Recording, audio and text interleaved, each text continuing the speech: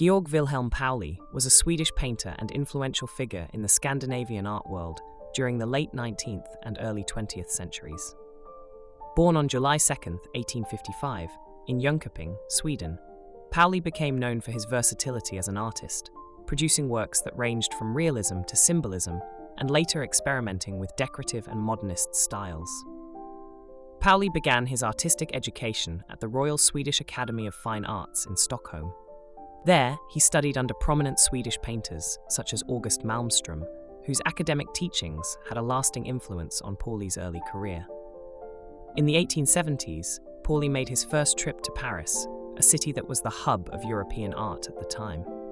He attended the Académie Julian, where he was introduced to French realism and the techniques of painters like Jules Bastien-Lepage. Paris marked an essential phase in Pauli's development, as he embraced plein-air painting and captured the everyday life of ordinary people, as many of his French contemporaries did. Pauli was also significantly influenced by the works of the Old Masters, especially the Renaissance and Baroque artists. His early work shows meticulous attention to detail, a trait he shared with fellow Swedish painters of his generation. However, as his career progressed, Pauli's style evolved, and he became associated with the Symbolist movement, which sought to evoke emotion and express abstract ideas through symbolic imagery. One of Pauli's most well-known pieces from this period is Solstrålar, Sunbeams, from 1895, a work that illustrates his growing interest in capturing the effects of light and atmosphere.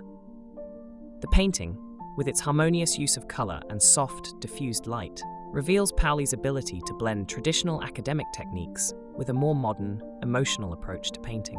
This marked the beginning of Pauli's departure from strict realism toward a style that was more poetic and personal. In addition to his easel paintings, Pauli became highly respected for his work as a muralist and decorator. He was commissioned to produce large-scale works for several prominent public buildings in Sweden. His mural projects often integrated classical themes with contemporary stylistic elements, showcasing his ability to adapt and innovate. Some of his most important mural works can be found in places like the Royal Dramatic Theatre in Stockholm and the Stockholm City Hall. Pauli was also an important writer and critic. He contributed extensively to discussions on art theory and was known for his critical stance on the conservative approach of the Swedish Academy. His writings reflect his belief that art should move beyond mere technical skill and convey deeper spiritual or intellectual meanings.